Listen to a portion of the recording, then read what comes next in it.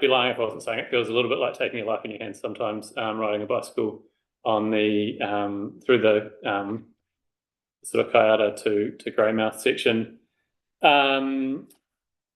The purpose of talking here today is a couple of things, primarily just to put the concept on the radar of the Regional Transport Committee and all the relevant agencies, and to gauge the interest of various organisations to be involved in some kind of process, and to find out a bit more about how to go about nudging it forward. To be clear, I don't expect this to be built tomorrow, next week, next year. I don't know. There's no time frame in mind. There's nothing really. I'm not here to expect it to happen instantly. But just to make sure that it's on the radar, it gets into the right plans, and when the time is right and the funding is available, to look at trying to action it. So I can tell you a little bit more about the kind of maybe the short-term goals, the low-hanging fruit as we see it, and then the long-term kind of bigger picture ideas as well. The former being, I think there's been a landscape plan developed, which you may or may not have seen, which was developed by Westone, who operate the gravel extraction in the Grey River bed, just northeast of Greymouth. Oh, look, here's my visual. So there's a landscape plan, which I didn't have immediately available to chuck into this, but which basically shows the idea of developing a recreational area with some viewpoints around the quarry there. What I've drawn is the solid blue line is the existing four-wheel drive track that goes around the outside of that quarry area, the operational area. There's a short dotted section that doesn't exist, and then the solid again further in the bottom right is the haul road that was, I think, constructed for the repairing the slip at McKendry's Corner. So those two pieces in some sense exist. They're not in great shape, but there is public access available to both ends. And then that really short section in the middle is the only section that doesn't exist for that to be a viable off-road alternative to get around the worst of the affected road. So to me, that's the really obvious and achievable short-term goal to mitigate that worst section of windy, shoulderless road. And because that landscape plan already exists and I believe was developed as part of the consenting process for the quarry, I've spoken to Westone about that, and they see maintaining public access through there as a really key part of their operation. I feel like they would be potentially open to just connecting that link and maybe upgrading the four-wheel drive track that currently exists. There's some pretty obvious barriers to that, one being the rail corridor going through there and having to cross the rail line at McKendry's, which means dealing with KiwiRail and having potentially more people crossing at what's a pretty informal crossing point. Probably the biggest barrier to making that work. But anyway, I just thought I'd throw that up there as, to me, there's a really quick win to be had, and I mean quick, not like overnight, but not requiring a huge investment of money, and with potentially someone operating resource consent there who has the capability to deliver that as part of their mitigation. So that's an idea that we've had, and then the long-term goal would be linking, as I say, through to Kayata to the we've talked to Jeff Ball at Kayata Park, and I think the residential development happening out there will increase demand for safe access to Greymouth, and he's really excited and on board with the idea of connecting that as well, and then beyond to Dobson, Stillwater, Taylorville via the Brunner Bridge. And as I say, communities further north are also interested in, and I guess the idea for me is to think with cycle assets like the cycle trail finishing at the western end of that blue line, and then you've got the Paparoa track, Lake Runner cycle trail, all these wonderful cycling infrastructure available, just to think about a network that links them together through this disconnected pinch point. That's my thing. Yeah, any questions? Thank you very much for your time, Jace, and nice to see your picture there and showing how close that could be potentially with a few things falling in place. Quick question from me. There's a couple of gentlemen who have been to the West Coast Wilderness Trail Annual Forum the last 2 or 3 years. I assume you're working with those. Yes, that's Duncan is one of them, and Steve Creed is another Dobson resident who's been involved. The three of us are kind of, I guess, the core group have been talking about it for the last couple of years, yeah. Awesome. I open it to the floor for questions. Neil Ash. Yeah, thank you for that presentation. It's interesting. But how do you initially see the funding coming about for this, being that the Wilderness Trail is a totally different entity under a different structure, and we are governed by, I guess you'd call it governmental structure, restrictions that we have to comply with that. So how would you see this developing? Would you see this as being locally owned? Very good question, Neil Ash. I think I don't have the answer, and that's where I guess I would say my strategy is more about laying the foundations, getting the idea out there, developing the concept, maybe talking to affected parties like landowners or relevant agencies like KiwiRail. Now doing the legwork as a community, organic community group, so that. When such time as, I mean, I know that the history of the cycle trail is that similarly a group of private citizens, of enthusiastic cyclists and the like had been quietly working away at that for some time, and then when the key government sort of arrived with a pot of money for cycle trails, the groundwork had been laid and they were ready to jump on that. And I see this similarly, where I'm not saying right now that I know all the answers to those sort of questions. I don't know where you get money to build something like this. I want to demonstrate that there's a demand for it and do some of the grassroots work of establishing what the idea could look like, what the concept could look like, and then I would hope that that would have it kind of shovel ready, as it were, for when the right funding stream comes along. I don't necessarily, I mean, I know that actually in this presentation, if we can click through, I don't know who's driving it. I grabbed some screenshots from a Facebook page which we've set up. So this is a bunch of versions of that map, which I was trying to make it clearer. We've set up the Grey Valley Pathways Visions, I didn't name that, Facebook group. And there's some screenshots here of just talking about the idea and the concept, and there's some feedback if you want to read through it. I don't know how easy it is to read. Some of the feedback from different commenters, basically demonstrating an enthusiasm for this, and that's my main goal, is just to show that there is demand in place, and communities who are currently poorly served and would like something there and are really motivated to make it happen. Have you approached KiwiRail yet? So without going too much into the background, back when that slip occurred on the road there 4 years ago, was it? That was when my first serious effort at trying to nudge this along happened, and at that point I started off talking to Greater Council, got a positive response, but no, it wasn't their project. They referred me to NZTA, who gave me a bunch of homework to prove that there was demand, and then decided that it was actually a KiwiRail project. And then I talked to KiwiRail and got an absolute sort of stone wall.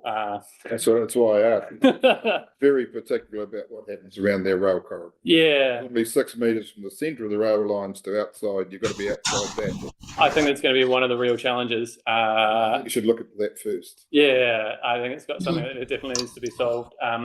Also, my understanding is that crossing at McKendry's Corner is not their favourite part of the rail network. They're not thrilled about its current sort of informal status. I guess what I would say to that is maybe right now it's not great, but if there is some work happening to improve that crossing, I would love to see cyclists considered. And that was my approach when the slip remediation was happening. It wasn't let's build the whole trail. It's just if we're remediating the road and the railway there, let's consider the possibility of a future cycle trail when we do it. And they sort of accidentally did by leaving the haul road in place from the quarry. But and there's a scenic shot of how nice it is down there. Look, the Wilderness Trail works under different funding opportunities, but when we're working through the funding that's available for us for the Wilderness Trails, part of the Great Rides New Zealand, we do come across other funding that is inadvertently sort of pokes up in front of us, which is more applicable to what you wanted to create here. So I'm really happy to send anything that we come across through to you so that you can pursue that. Because it's not always sort of in the public screen. It's sort of an offshoot to what we're looking at with the Wilderness Trail. But anything like that that's applicable to what you wanted to achieve, happy to flick that through if you can get me your details, and we'll get anything like that that comes through to us through to you straight away. Awesome, thank you. And The road reserves, are you allowed to use them? Or? Don't know. And I know some of them would be too challenging to use, wouldn't it? But Yeah, I think so. Getting further east, it starts to get really challenging. The amount of space between the road, the river, and the rail corridor and private property gets a little bit hairy, and that's where I don't know what's possible. And this is kind of what I'm here to find out a little bit, is like, who are the right stakeholders, who are the right people to talk to in agencies who do know these things. And I'm happy to do the legwork of having these conversations and things. I just felt like it was the right time where we'd talked about it in the abstract for a long time. It was nice to come and put it in front of key decision makers and people who have a stake in the right plans and the right organisations. So. appreciate your time, Jace. So, what's the story of cycle trails on road reserve, James? It depends on the road, but I know you're talking about State Highway 7 here. There is no getting away from the very challenging geography in geometry. But honestly, if Max can give you my details, you're welcome to get in touch. I can put you in touch with the relevant safety engineer, at least from a first blush point of view. There's no supporting government policy for something like this at the moment. But that's not why you're here, as you say. It's to raise the awareness and start demonstrating the demand.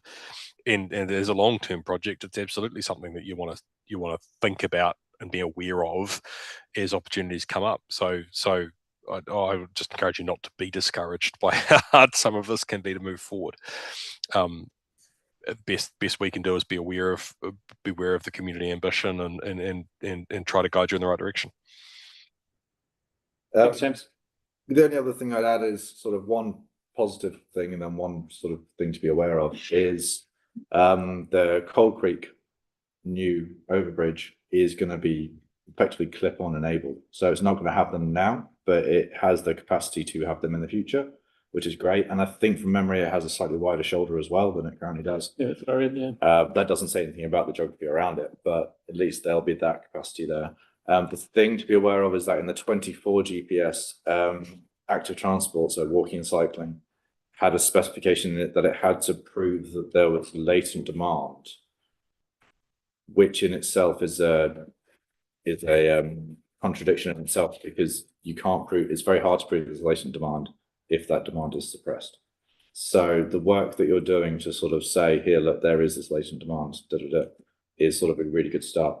So, but it's something that I'd go check the wording in the 24 GPS and see if it continues through the 2027 GPS as well. It's sort of something to be cognizant of. Anything else for Jace?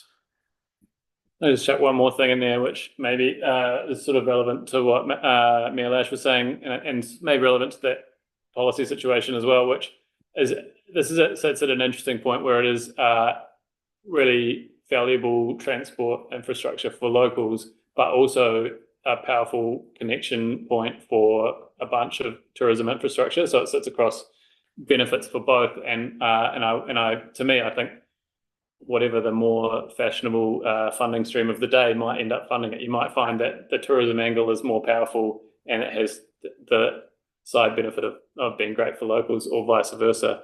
But it's certainly valuable to both those visitors and locals. So hopefully win-win. Mate, thank you very much for your time, Jace. Thanks, Dan. Cheers.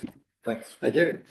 We will shoot across into the reports. Item 6.1, Regional Land Transport Plan Engagement Summary. Cool. So thank you and welcome, Ashley, as our new chair. So I've already gone over quite a lot of this as part of the workshop. So to reiterate, the background is that we're coming up for our 2027 RLTP. And I presented as part of the workshop the new proposed objectives, vision, and then I was going to develop the policy underneath that. Judging by the feedback that I've had as part of the workshop, I need to go off and do a bit more development work. But just to reiterate, just for the public record, the engagement that I received, much of it echoes, some of it echoes what we've just heard now. The other big issues are obviously bridges and any weight limits on bridges for limiting freight movement. And the other one is the big one is transport choice. So that goes from both, you know, the elderly people in Hokitika who want to get up to Greymouth to go and do some shopping, to your standard commuters, to teenagers who want to go in and go do sports. So there's quite a lot of, from the feedback I've received, quite a lot of gaps in the network. So Toast Mobility does cover quite a lot of that, but it doesn't cover everywhere and it doesn't cover everyone. So that would be the sort of the big issues. And then on top of that, the feedback that I get from our regional, our road controlling authorities and our district councils is then on top of all of that, we've got our increasing funding constraints, which may also become more of an issue through the next NLTP process. So that would be probably my main summary. What I've heard through the workshop is that I need to go back and rework our vision and objectives. So I would propose pulling those recommendations and then coming back to you guys at an out of cycle meeting just to discuss it a bit further and then get them approved for entry, because we still have got a little bit of time before they have to be entered into the NCTA systems. So you're happy with effectively cutting recommendations 2 and 3? Yeah, yeah, that's what I would recommend. I would recommend unrecommending them. Great recommendation. Open to the floor for any further comments. Whereas I am happy to move the recommendation to receive the report, noting obviously what Max has said around points 2 and 3 being removed, and come back to us as catching up out of cycle to keep in line with the deadlines there. Looking for a second vote. James, all in favour? Carries. We will flip across to a regional public transport plan 2027 update, again with Max. Lovely. So I'd just like to say thanks to the team, particularly Kaya and Fiona on this one. They've been absolutely critical to this. I really couldn't have done it without them. And if you need to talk numbers, ask Fiona, not me. We're coming up for our, and this applies to the district councils as well, we're coming up for our deadlines to submit our, what's called our continuous program entries to NZTA. So this is when we enter into our system to say, look, this is the money that we request to continue our regular, day-to-day work, just keep the system ticking over as it currently is. And for the district councils, that's, this is what we need to stop the roads falling apart and the bridges falling down. For us, this is what we need to stop to keep our Toast Mobility system running. Now, one of the issues we've got with Toast Mobility is the fact that we can't control the demand. So it's very unlikely, but theoretically, we could see our Toast Mobility uptake double tomorrow, and we would have no means of softening that. We would just have to eat the cost, and the same for NZTA too, as far as the budgets will go for both of our organizations. So Toast Mobility is an absolutely brilliant service, and it's also all we've got on the coast. We're the only region without any public transport whatsoever. So I've got attached to this report the fact that we at the last RTC, we approved the increase in public share and the reduction private share and the reduction in the cap. We've just heard a report, in literally just before this meeting started from the sort of the national system that's different, but the company that runs the back end to our software, and they said that the headline figure was that the amount of trips is dropping, but I believe it was the West Coast has dropped the least, right, from memory. So effectively, because we have, and the report covers this too, and this sort of backs that up, because the theory behind the total mobility change to fare structures is, well, people can go and, pick up a bus. It might be harder for them, but they can shift that usage. The fact that ours is reduced, as far as I can tell, the least, and I'll circulate this report later on. I've literally just got it before the meeting started. The fact that ours is reduced the least highlights the fact that the thinking behind the change in fare structures, the fact that they want to push some of that usage onto public transport, it didn't work for us because we don't have any public transport to push that usage onto. So we'll have to find out what that's going to do to our budgets. But I'll go and do some investigating and I'll circulate some figures later on as well, once I've had a chance to look at that report and look at our change in usage numbers as well. But we've only got a month of data with the new figures, with the new cost structure. So it's still slightly early days and it's the depths of winter. So we're going to find out over the next sort of 6 months if it has any real impact on our budgets. And then the only other thing to really note for this report is the fact that we are going to enter the regional council. We're going to enter our continuous program bid. I think it's at the end of this month, it's due. So that should be relatively uncontroversial because it's just a continuous, it's not an improvement program or anything like that. So I'm happy to answer any questions. Opening up to the floor, any questions or comments? Tough crowd today for you, Max. I've been waffling on for the last. The only thing I'd note, fresh to obviously most of this content at this level, the glaring disparity between use of total mobility across the three districts. Yeah. Obviously, where I call home, less than 1,000 versus 10,500 or 16,500. Yeah, so I can sort of delve into that a little bit further if you like. So until very recently, the taxi service in Westland, and this is one of the issues about having so few providers, is that the taxi service in Westland wasn't operating outside. It was only operating like 4 hours a day or something. So that naturally suppressed the total mobility uptake. And what I would suspect is, even though we do run quite a lot of advertising and we try to sort of share it, that's probably just suppressed the demand, and the demand hasn't caught back up with the fact that I'm pretty sure the new taxi company is operating at full-time hours. Okay. So it'll probably take quite a long time for the uptake to match that. In terms of Westport, it is quite interesting. So Westport has the hoist vehicles, Grey and Hokey don't. So again, that's naturally suppressing any hoist vehicle uptake south of Westport. And also, I think Westport's the most elderly population of the three, but Western might be not far behind.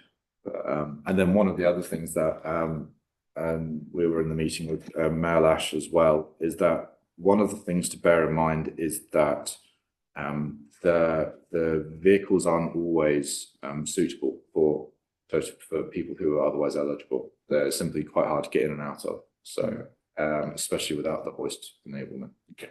So there's quite a few factors in there. Appreciate that. Yeah. Anything else from anyone else? Looking for a mover on the recommendation to receive the report. Councillor Lash, Councillor Gibson, all in favour? All right. That flies. That would bring us to item 7, general business. In lieu of me doing a chair's report because it wasn't on the agenda, and I didn't introduce myself to those who are yet to know me. My name is Ashley Casson. I am a West Coast Regional Councillor, and as of yesterday, the Chief of the West Coast Regional Transport Committee. is a keen biker. I've cycled many parts of our network and can definitely support the comments Jason's made around taking your hands into your life and some recreational pursuits. So yeah, interesting to hear from him there.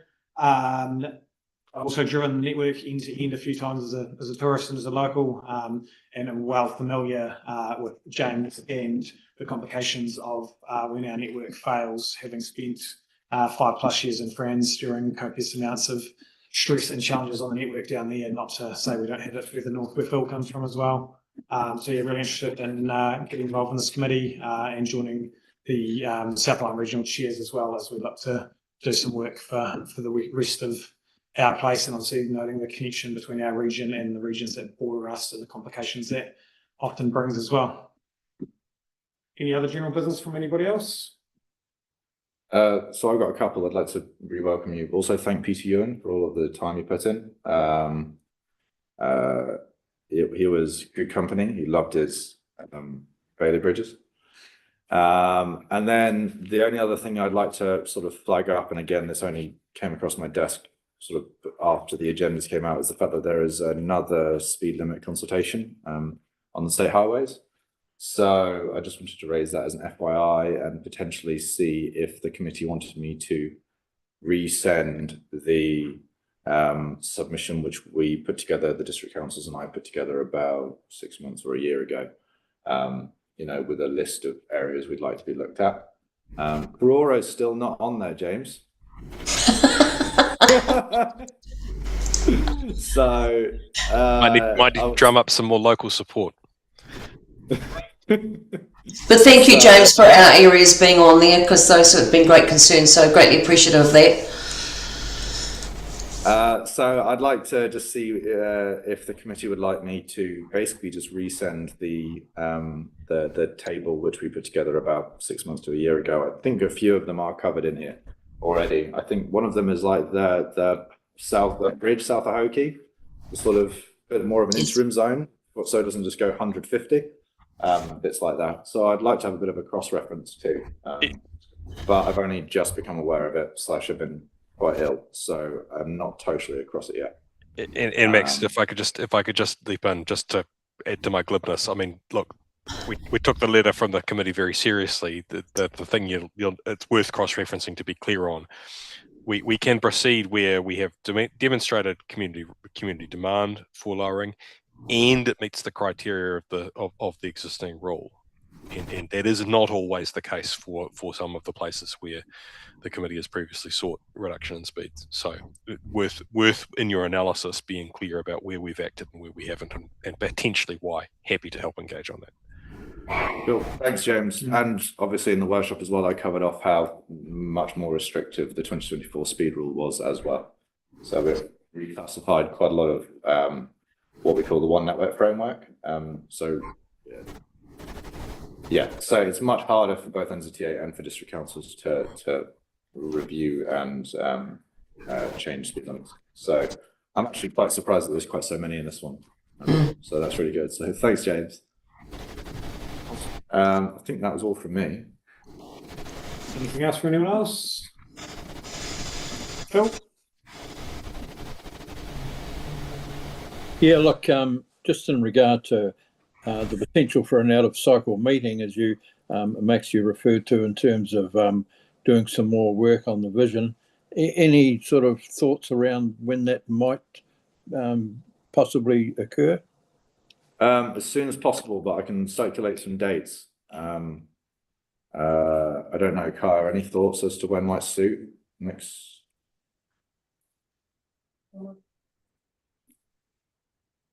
Oh, not be soon. Maybe like towards the end of this month. Would that be all right? Thank you. All right. The week of the 7th. That should probably work. Yeah. All right. I'll see what I can do, and I'll circulate some dates and times. So, I mean, obviously, we're all pretty busy. A good amount of notice would be appreciated for any such out-of-cycle meeting. Cool. Thanks. What I'll do is I'll circulate what I've already done. Maybe if everyone provides some feedback, then I can make that. I can sort of expedite the process when we get there. And I can circulate what I've done, suggest some potential changes to follow up James's feedback and everyone else's feedback. And then it shouldn't take too long, but we do need to get I'll find out when the deadline is for this particular one, because I think it's not end of August. I think it's a bit longer than we've got. So, Yeah. but I'll find out and double check that. Thank you. Cool. Thank you, Phil. If there's nothing else from anyone else, I'll call the meeting to a close at 2:10 and release you all to enjoy some spare time. Thank you. Thanks everyone for your attendance. Thanks. Yeah. Ashley.